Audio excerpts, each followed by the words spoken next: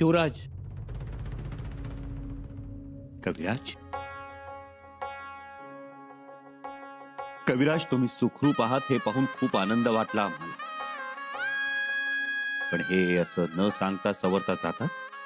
यापुढे याद राखा, एकट्यानं जायचं नाही, आमच्या सोबत राहायचं. मी का गेला होता? युवराज, सरनौबतांचा जवाब येत नव्हता म्हणून त्यांना समजवायला. कविराज,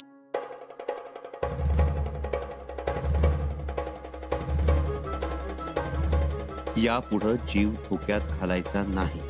जी, पुन्हा कसूर होणार नाही. परंतु युवराज, या ज्या काही घटना घडल्या त्या पाहिल्यावरती मनात एक शंका येते.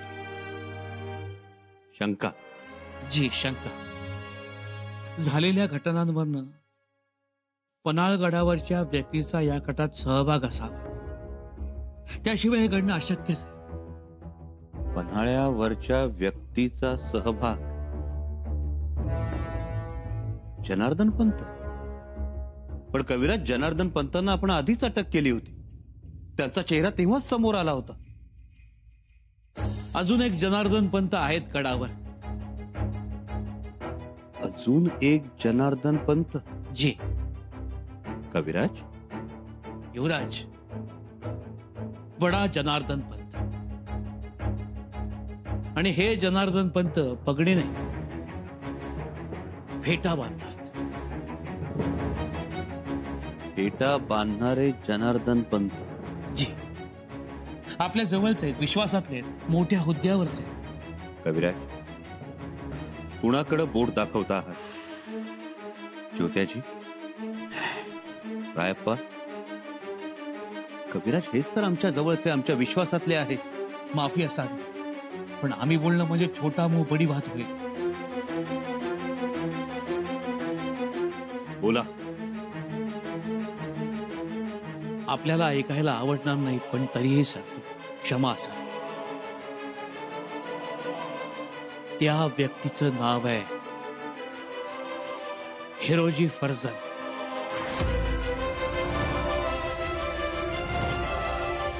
काय? हिरोजी काका? नाही नाही कविराज, तुमचा नक्कीच काहीतरी गैरसमज झालाय.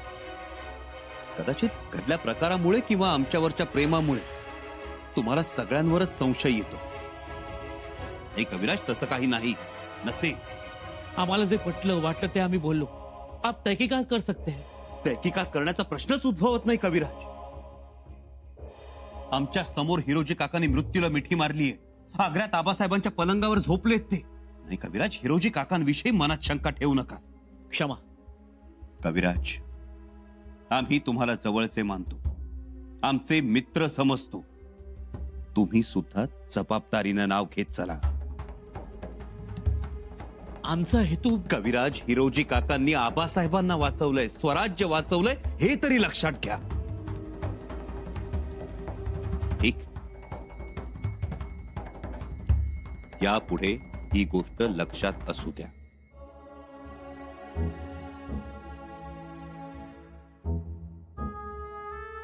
जी युवराज.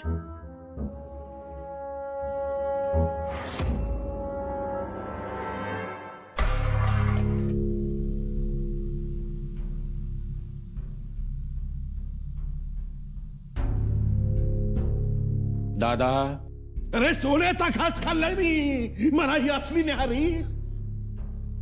दादा शांत व्हा. शांत व्हा कसं म्हणताय? देवा, स्वराज्याचे सुरनीस आहेत ते. या सगळ्या गोष्टीचा एक ना दिवस हिशोब द्यावा लागेल.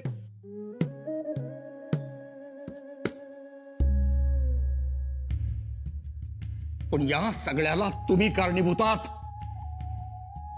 तुमच्यामुळे ही अशी दुर्दशा झाली आमची. आमच्यामुळे?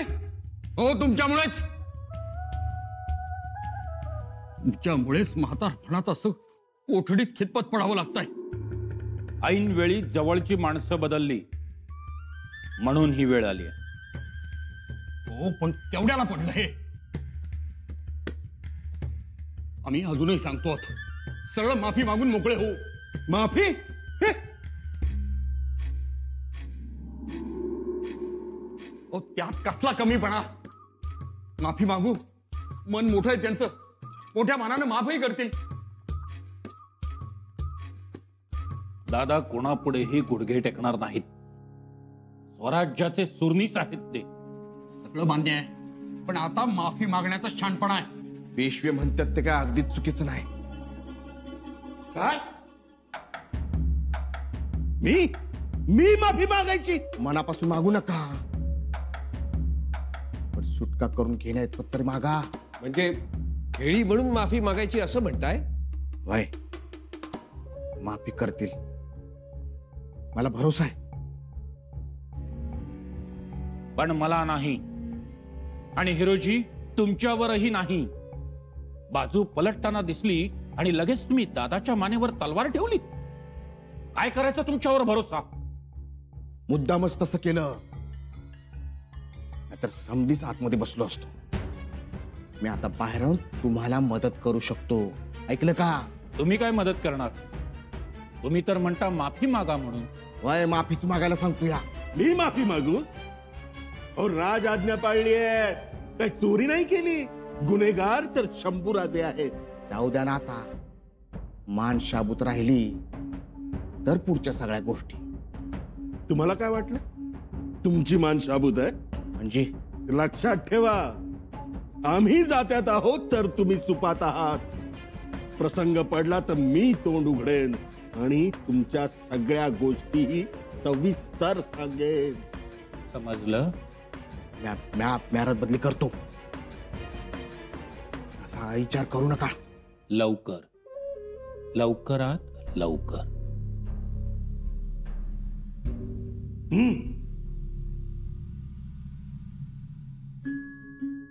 मामासाहेब, ऐन मोक्याच्या प्रसंगी आला.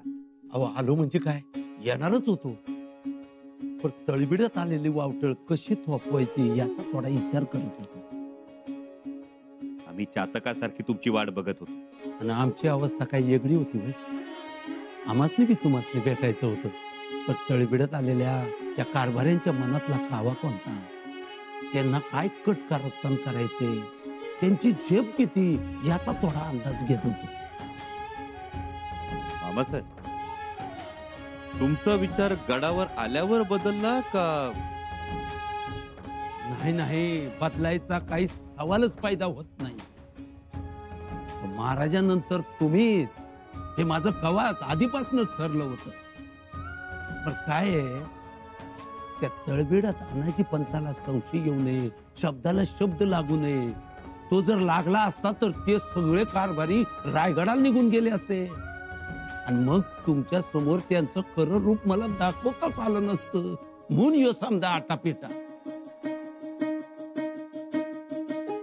मामासाहेब, अगदी आबासाहेबांसारखे आमच्या पाठीशी उभे राहिले. आता सेनापतीनं राजाच्या मागं उभं राहायचं नाही तर मग कुणाच्या मागं उभं राहायचं? पण मामासाहेब, तुम्ही आल्यामुळं सगळं पारडं फिरलं. अहो आमचं राहू द्या, आम्ही आमचं कर्तव्यच पार पाडलं. पण आता तुम्ही एक काम करायचं, पन्हाळ्यावर थांबायचं नाही, लगोलग रायगड जवळ करायचं. सिंहासन रिकामं ठेवणं बरं नाही. मामासाहेब, आता महाराजे बसले, असू दे. अहो असं म्हणून चालतंय का? स्वराज्य चालवणं सोपं आहे का? स्वराज्यामुळे केवढी आव्हानं पडली आहेत. आमच्या ताईसाहेबांना राज्यकारभाराचा काही पोच आहे का? ते काही नाही, तुम्ही निघायचं म्हणजे निघाय. मी म्हणतो उद्याच निघा. नाही मामासाहेब, उद्याच नाही निघताय ना. इथल्या कामांचा निपटारा करायचा, शिवाय राज्यकारभाराची घडी बसवली पाहिजे. वय घडी तर बसायलाच पाहिजे, पण त्याआधी कैदेत असलेल्या कारभाऱ्यांचा विचार व्हायला पाहिजे. त्यांचा काही विचार करायचा? त्यांनी विचार करायला पाहिजे होता. युवराजासने कैद करायला आलते, जेरबंद करायला आलते. तुम्ही पाहिलं की तुमच्या डोळ्यांनी. पण जुनी जाणती माणसं आहेत ती, पश्चाताप झालाय त्यात. असं काय करून बसलो म्हणून मोरपंत बारक्या पोरावानी रडत बसले. आणि ते आनाजी पण तानाजी पण दाखवत नसले तरी आतून हल्लेत, लक्षात येतं ना.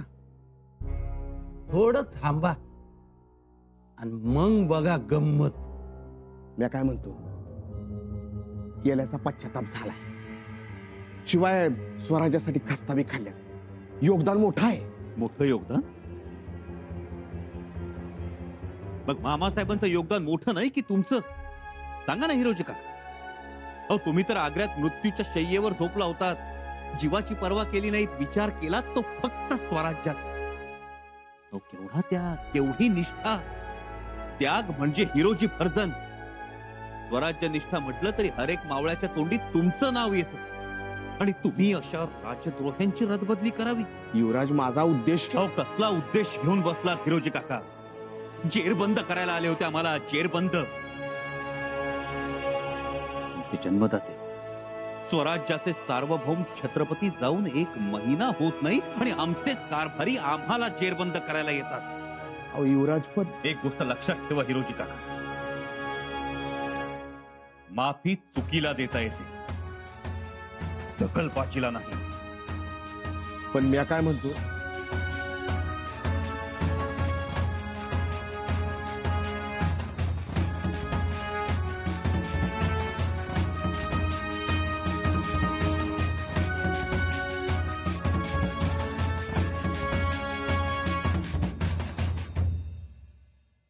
जरा सबुरीने घ्यायला पाहिजे युवराजांनी. काय सबुरीने घ्यायला पाहिजे? काय सोन्यानं मडवाय पाहिजे वय त्यासनी? त्यांच्या आहे का ती पत्रास? अहो पण वादेसाठी म्हस कापणारी माणसं ही, यांची रदबदली करू नका. उलट पक्षी यांना टकमक टोकावरून ढकलून द्या, नाहीतर हत्तीच्या पायाखाली घाला, आणि जे जे म्हणून त्यांच्या कटात सामील असतील त्या समध्यांना हीच शिक्षा करायला पाहिजे. काय तर त्याशिवाय ही कीड मरते वय, ती हटायची नाही, मुळालाच हात घातला पाहिजे. तुम्हासनी काय वाटतं, आसूड पडला का बघा कशी अंडी पिल्ली बाहेर पडत्या. अहो ती आनाजी पंतच गाडा गाडा बोलायला लागतंय, तर नावानिशी बाहेर पडणार. हो ना. हा, पण तुम्ही मात्र लांब राहा बरं का. तुम्ही त्यांची रदबदली करू नका. तुमच्याबद्दल लोकांच्यात आदर आहे, जिव्हाळा आहे. हा? तुम्ही तटस्थ राहा. बर, येतो जरा फौजेकडे चक्कर टाकून येतो. हा? तानाजी पंतांनी माझं नाव घेतलं तर शंभूराज असते काय वाटेल.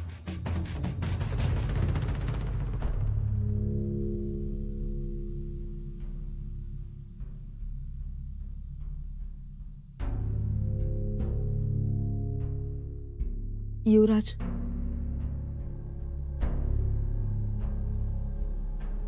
आम्हाला एक गोष्ट बोलायची होती. बोला.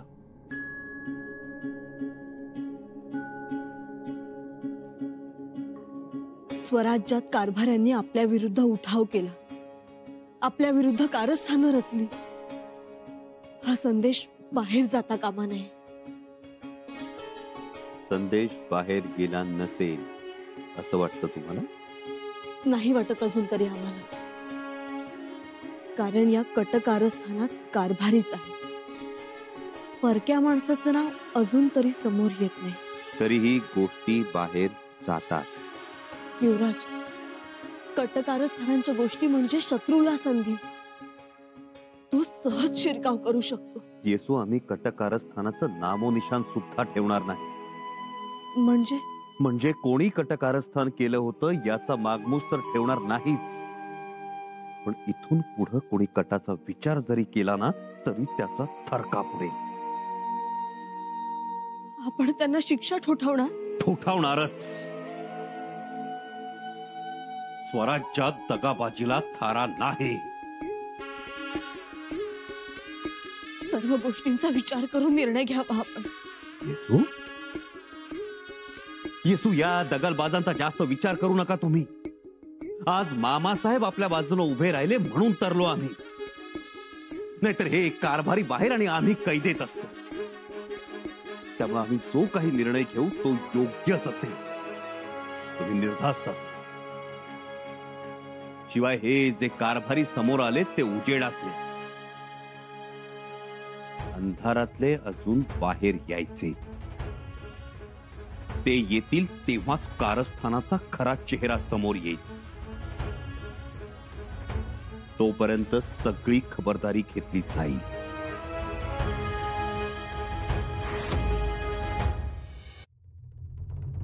शंभूराजांचा माझ्यावर पराकोटीचा विश्वास. आणि विश्वास असल्यावर जेव्हा विश्वासघात केला जातो ती भयंकर बाब. जे घडू नये ते घडलं. रे युवराजांनी आम्हाला विचारलं, हिरोजी काका तुम्ही असं का वागला सा, तर काय जबाब देणार आहे म्या? नजर वर करू शकतो का म्या त्यांच्या समोर? आत्ता पतूर जे केले त्या समद्यांची धुळदाण होणार.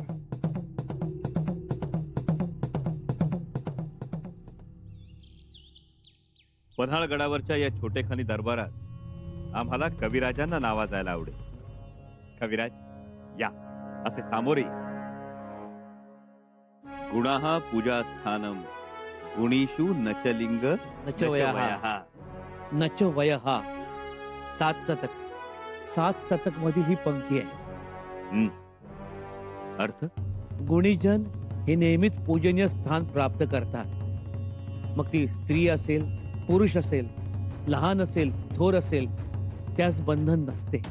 कविराज, तुम्ही आमच्यासाठी जीव धोक्यात घातला. आमच्यासाठी तुम्ही सरनोबतांकडे गेलात, त्यांचं मन वळवण्याचा प्रयत्न केला. आम्ही तुम्हाला गुणीजन म्हणून नावाजत आहोत, गौरवत आहोत.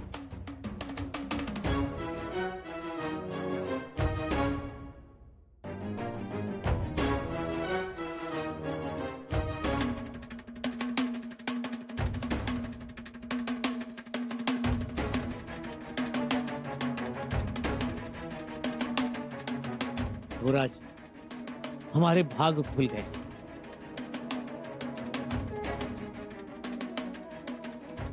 आणि ज्यांच्या मुळे पारडं फिरलं ते सरनोबत हंबीरराव मोहिते. मामासाहेब आमच्या पाठीशी प्रखर निष्ठेनं उभे राहिले, शिवविचार जागृत केला. तुम्हाला आमच्याकडून मानाची तलवार.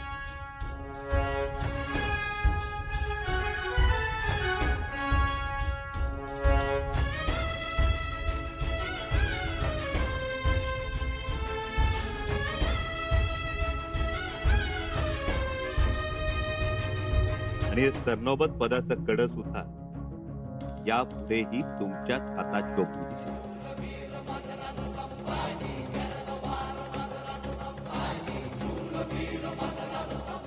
युवराज, अहो प्राण जाईल पर स्वराज्य निष्ठेत खोट पडणार नाही. मोहित्यांच्या रक्तात शिवनिष्ठाच वाती बिनघोर रा. छावा हात गर्जनेला तुटवडा पडला नाही पाहिजे. तसंच होईल मामासाहेब. फक्त तुमचे आशीर्वाद कायम आमच्या पाठीशी असू द्या. भक्कम आशीर्वाद आहेत. सगळ्यांना असं वाटतं की आम्ही आबासाहेबांच्या बरोबरच्या माणसांना नाकारून पुढे जाणार आहोत, पण तसं नाही, मुळीच नाही.